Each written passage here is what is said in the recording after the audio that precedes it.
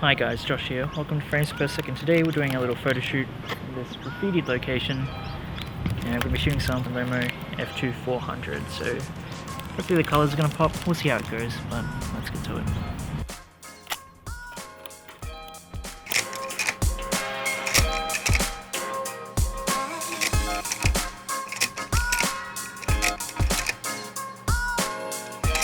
So I've used this film before for some street, and while shooting it I kind of thought that it would actually work better for portraits. So that's what we're doing here, shooting Lomography F2 400, and you can go back to see my previous episode shooting it if you want to get more of a history of it.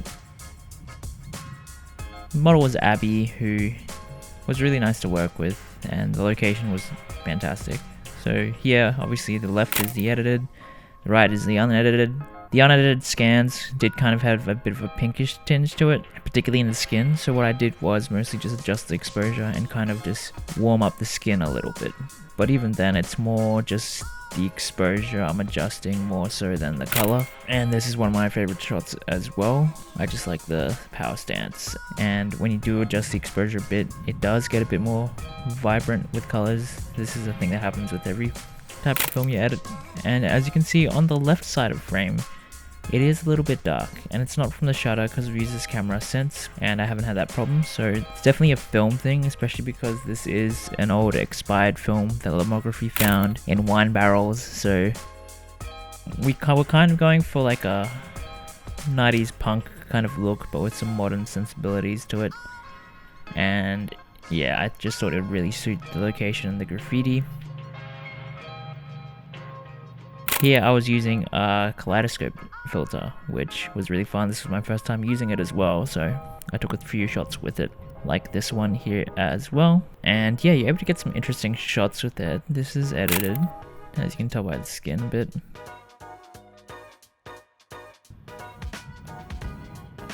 This camera also seemed to have a light leak, so I think there's a light seal that needs to be replaced, but I haven't got around to doing it yet. I've been using gaffer tape, to be honest. And it's been doing the trick.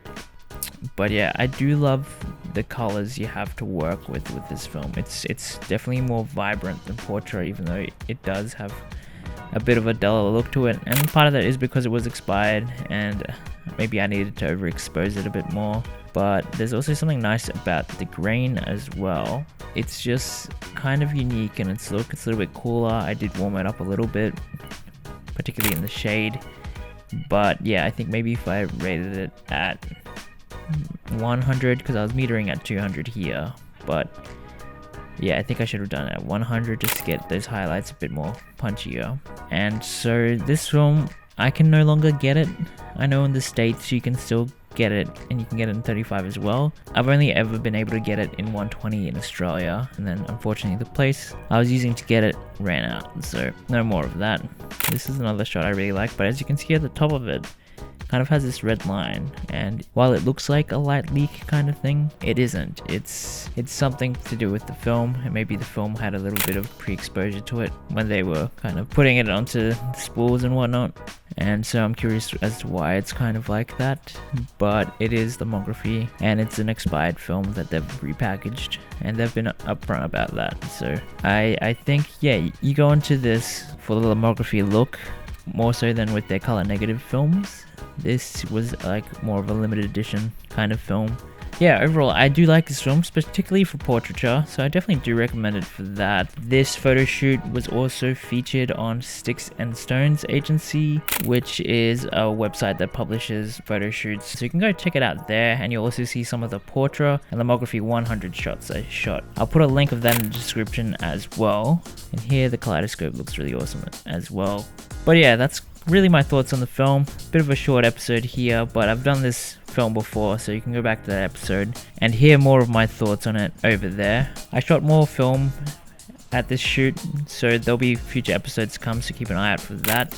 That's another shot I like quite a bit. And I also forgot to record an outro, so hope you like the video, guys. Please let me know your thoughts on the film and the images in the comments below.